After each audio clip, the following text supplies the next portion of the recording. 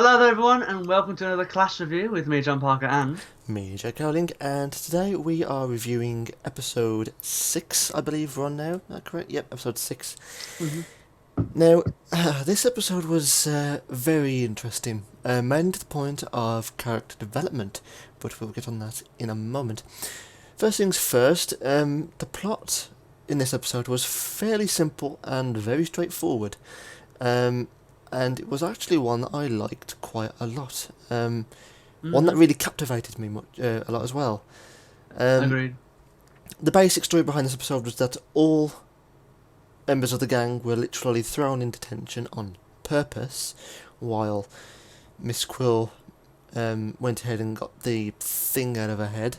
Mhm. And in the meantime, while they did, their attempt to get out of detention failed miserably when a crack in space and time opened and a alien-formed meteorite crashed into the building, and not only that, but also engulfed the entire classroom and separated them from the usual space-time that they knew of.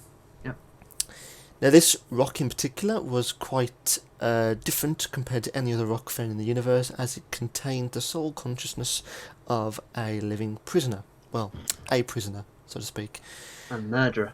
Yeah, a prisoner who, while inside this prison-formed rock thing, managed to kind of... I suppose you could say... Would you agree when I say that the rock itself was giving off some sort of energy that kind of altered or controlled their emotions?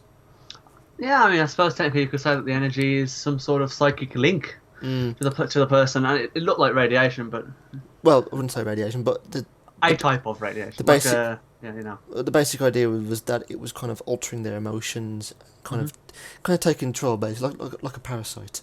Yes. And every time they held the rock, it seemed to, I wouldn't say control them, but it got to a point where it could literally kill them if it wanted to. Overwhelm them. And the only way to escape is by communicating with this prisoner to try and find a way to get out. Because effectively, from what I can gather, it's like inside the rock was a completely separate dimension. Yes.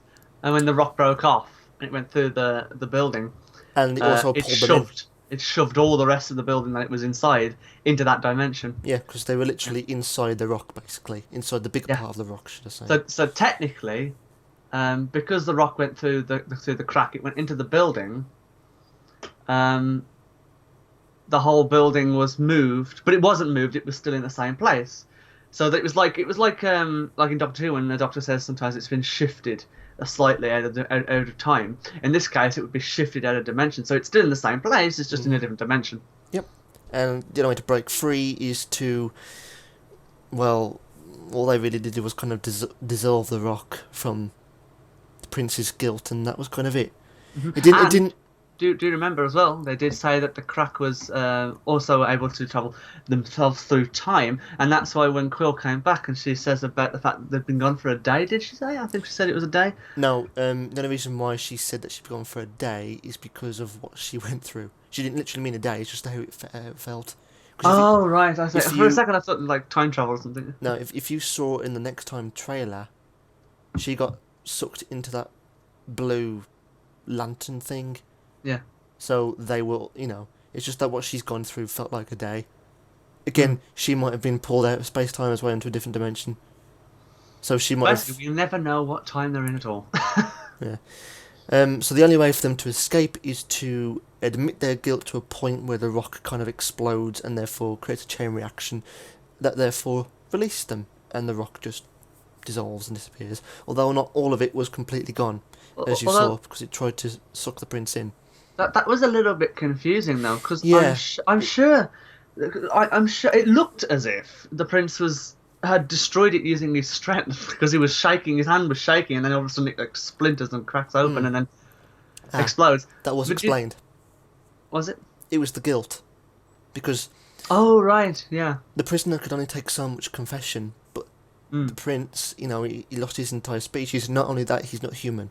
And he did say, didn't he, that Rodian's guilt, the fact that sorry, no, the Rodian wishes the wish for him to murder the Shadowkin And he is the didn't. same as an action. It, So for him, it felt a lot more and he didn't feel powerful. angry, so he was a bit different than the rest. Mhm. So that kind of helped. But yeah, so straightforward, basic. But the main thing is not so much the plot itself; it's each individual of the characters, which is now what we're going to move on. The characters and their performance.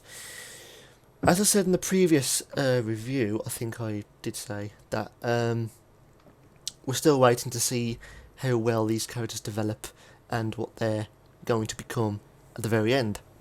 Well, I think in this episode we've kind of taken a giant leap forwards and actually seen who and what they really are and how they really feel, as The Rock made them tell the truth, and only but the truth, so they could not So help you deceive in God. any way.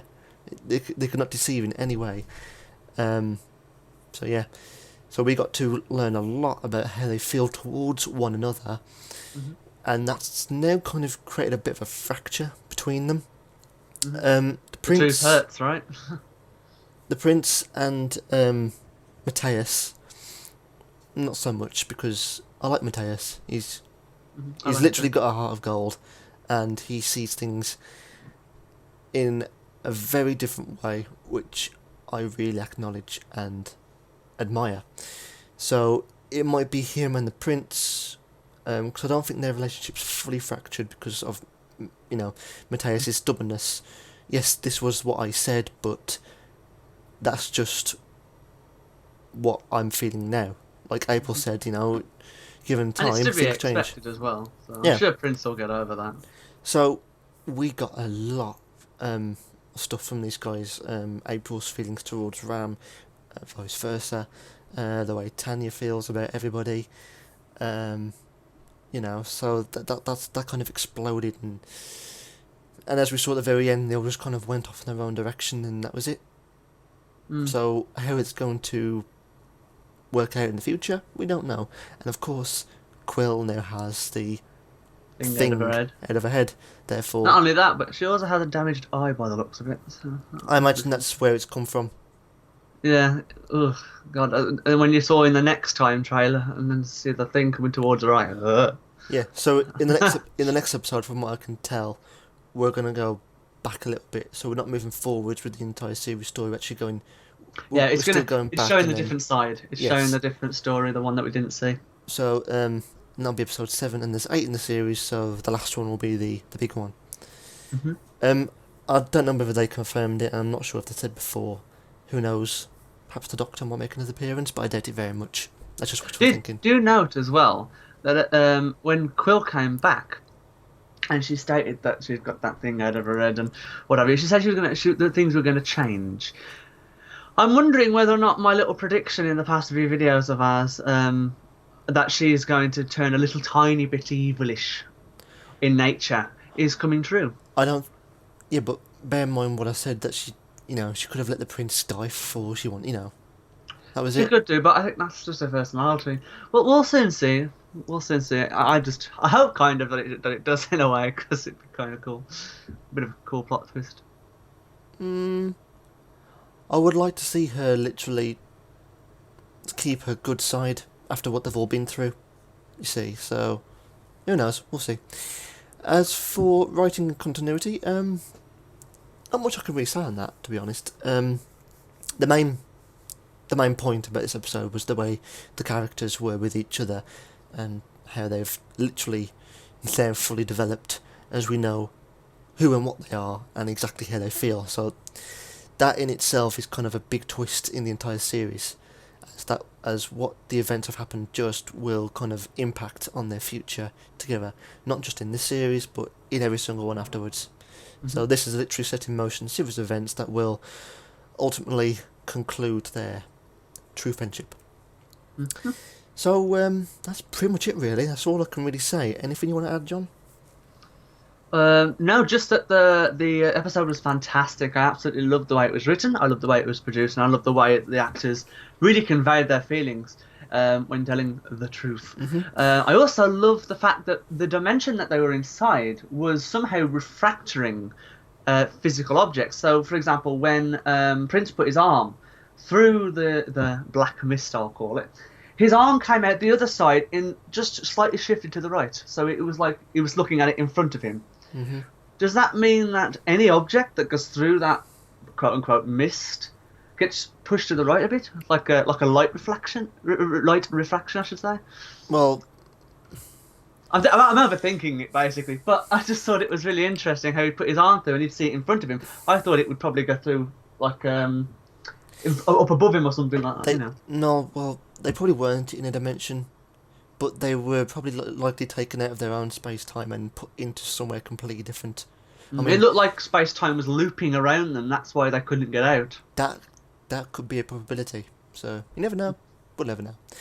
So overall feeling and verdicts. My overall feeling for the episode: stunning, fantastic, and of course, as I said, this is literally going to set in stone the entire future of class and the way each of the characters and their friendship either strengthens or weakens. So, on that note, John, what would you rate the episode out of 10? I loved this episode, so I'm going to give it a 10. Going to give it a 10?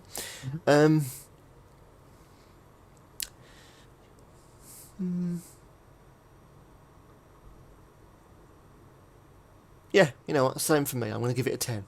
I think it well deserves it. I think every episode so far has been really good, and it's the way very well written. I can't speak today. So, well, in that note, congratulations to Stephen Moffat for doing so well so far, but we will be keeping an eye out on what you do in the finale episode, Mr. Moffat. It's Patrick Ness that's doing all the writing for this. Yeah, I know, but Stephen Moffat's managing it all. You know what he's like. Well, he's overlooking it. I'm sure he's got some influence over Patrick's writing. Well, hopefully he didn't influence too much on the series finale.